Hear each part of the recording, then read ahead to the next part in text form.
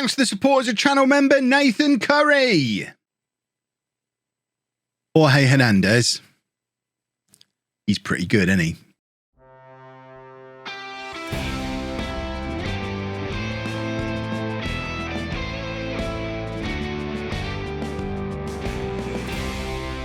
Hello and welcome to part 39 of Bourne in the USA. I'm Kevin. Coming up on today's episode, we have two games for you. We're at home against Oakwood and away against Richmond United. Since you were last with me, we've learned a lesson that we've learned many times before, and that lesson is that Jorge Alberto Hernandez is good at football.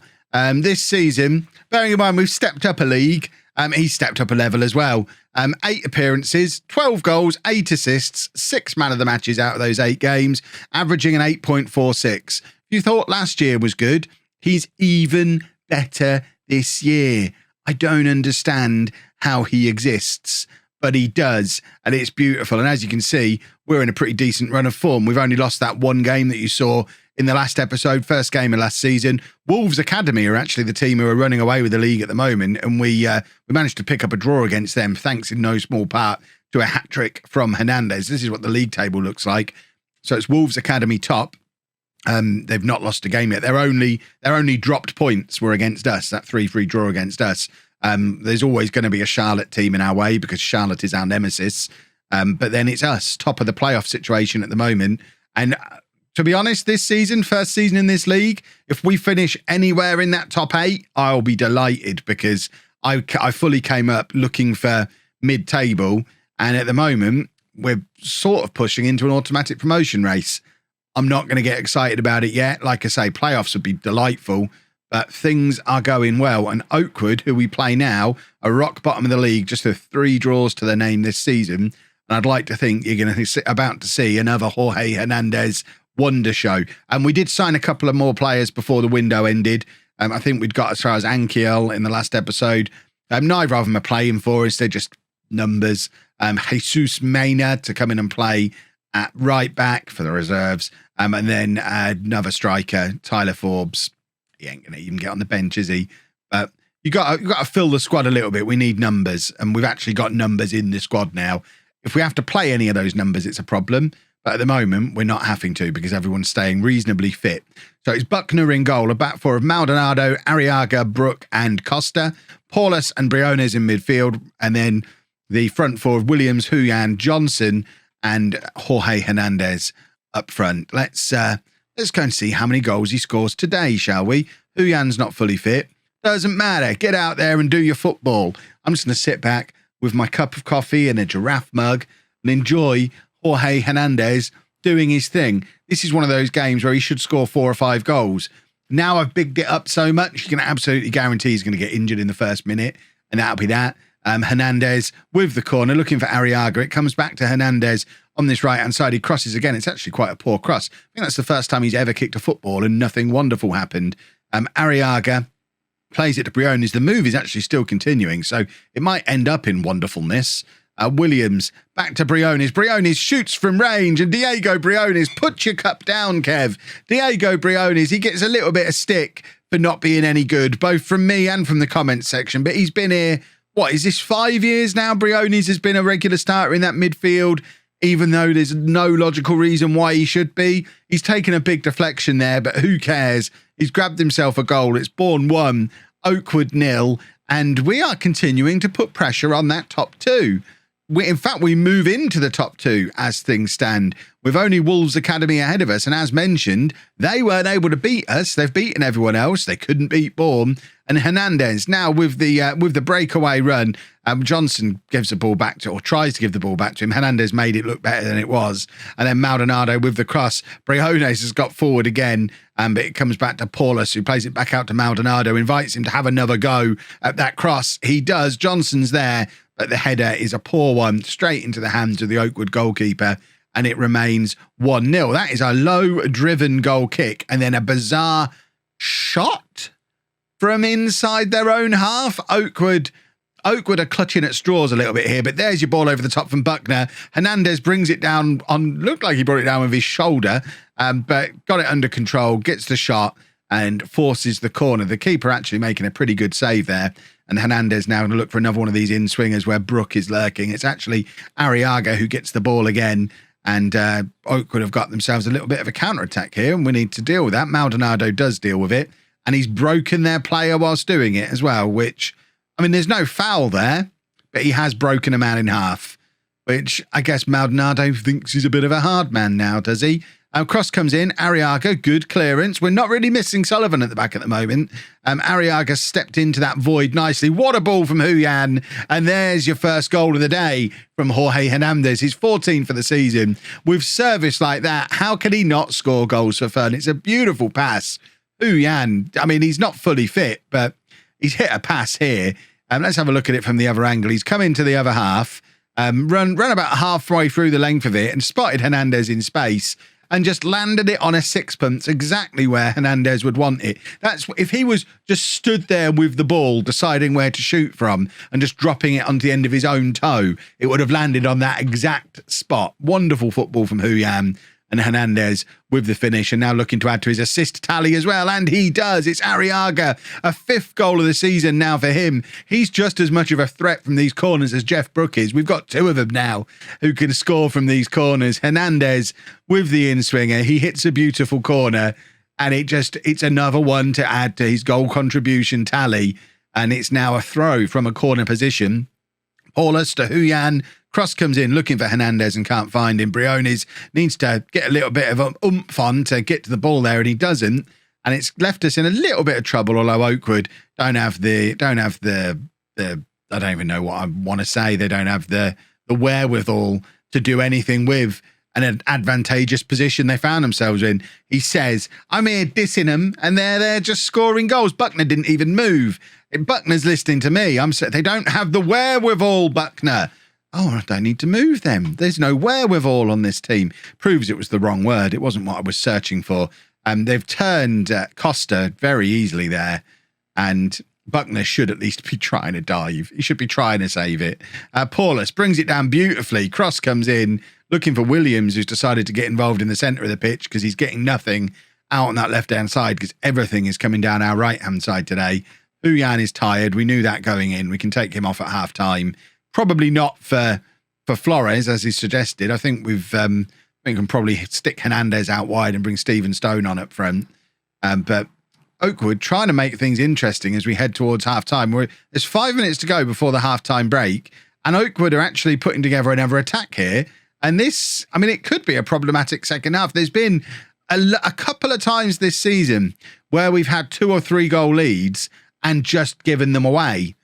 We do seem to get a little bit complacent, let our concentration drop a little bit and cause problems for ourselves. Right, we are going to bring on Stone, and Hernandez can go out there. Stone can play as the target man. Johnson goes up front as the advance forward. This is Johnson's first proper opportunity to play as the more attacking striker for an extended period of time. So we're going to learn a lot about if Johnson's any good today. Jackson Hernandez still hasn't found a new club. I did try and bring him back because I'm not fully sold on Johnson. We actually had a headline where Hernandez was praising Hernandez as the Hernandai reunited again in the media. But Jackson Hernandez could well see a return if he wouldn't agree to. That was the problem. Look at how bad Briones is. He's rubbish, but he's just going to stay on because that's what he does. He just stays on.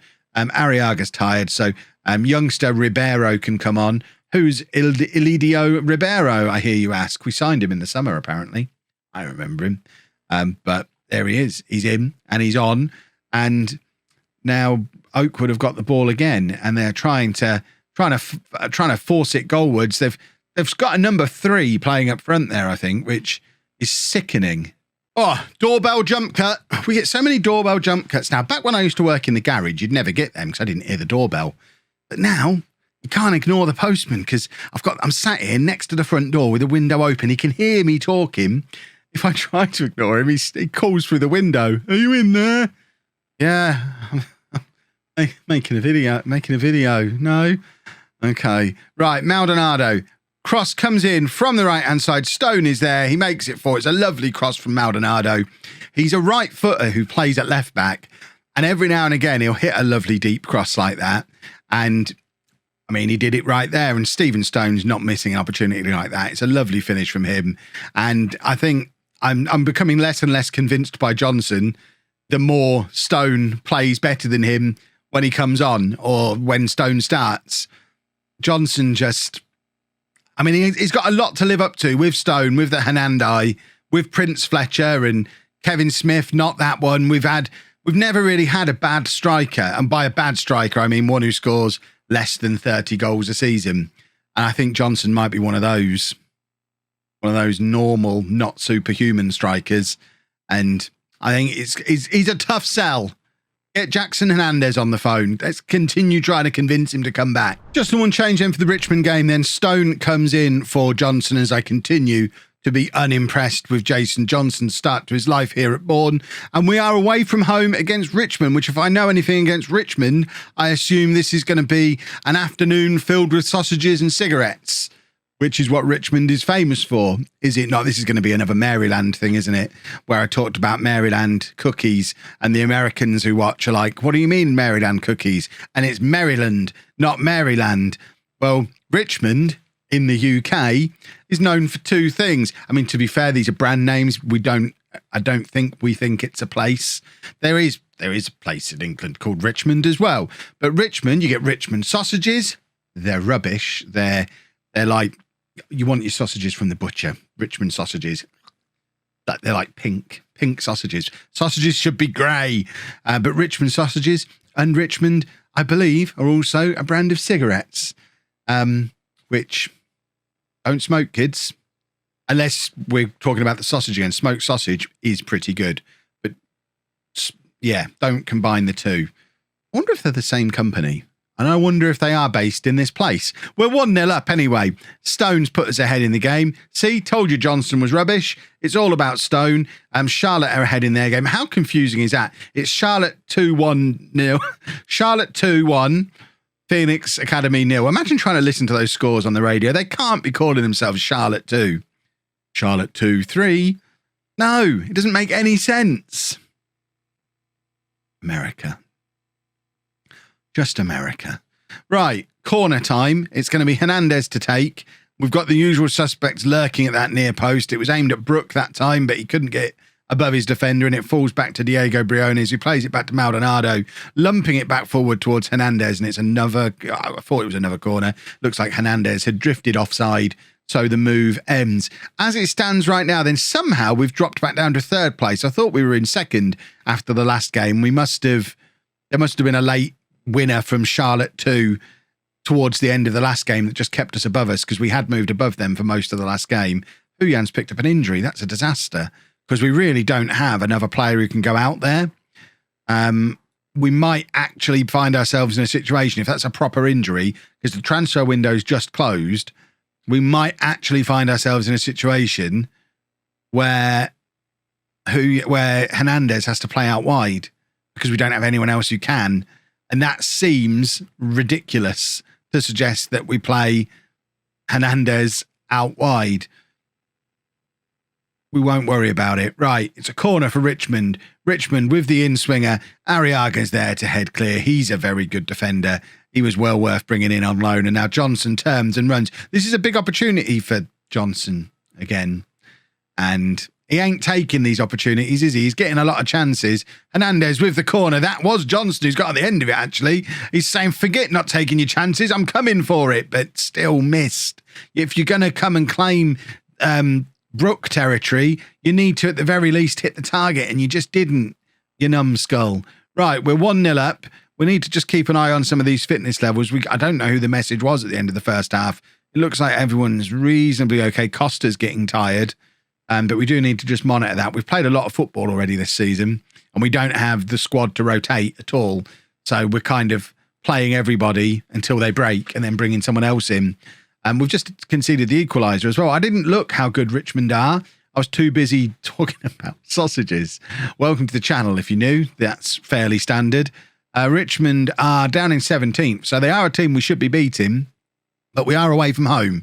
And I'll keep going on about this all season. I'm going to be banging this drum. We're away from home as a newly promoted side. A draw is always fine. But, I mean, It's not really in a game like this, is it? There you go. We're going to bring Flores on for Paulus. We don't have an attacking change to make. That's the problem. Costa is tired, but we don't have a right back to bring on either. We're just, we need players, and not just the making the numbers up kind of players that I've been bringing in so far. We need players who are close to as good as what we've already got, so that when we get into situations like this, we can actually make a substitution that might have a positive impact on the game. Stone is in and probably should have done a little bit better. He had time to pick his spot, and he's kind of hit that straight at the goalkeeper. Hernandez with the corner again, and Johnson again is getting on the end of it. I'm not really sure what has led him to believe that he can get involved from corners. I guess it might be the way the corner tactic is set up, because Hernandez always takes them. We never actually see where he would lurk if he wasn't taking them. So I guess I've got the left-sided striker on an instruction to get in there at that near post as well. But he seems to be getting in the way of the defenders that are usually in there scoring goals. And that's party line. It's a decent result. It's a draw away from home. That's fine. But if we're actually a promotion chasing team, it is dropped points. And there is the worry that I had. Huyan is going to be out for 6 weeks. That's not what I was trying to click on. The next best attacking midfielder that we've got. Oh, Fava's still around. I forgot Fava was still around. We'll be fine. Right, we're going to play through the majority of that 6 weeks off camera anyway. So you'll have a very good idea at the start of the next episode if it worked, depending on where we are in the league. But we've got to do some time without Huyan, and then we'll come back somewhere in this mix somewhere for the next episode. If you've enjoyed that, please make sure you leave a nice big thumbs up on there for me. Subscribe to the channel for daily Football Manager videos, and thank you very much for watching.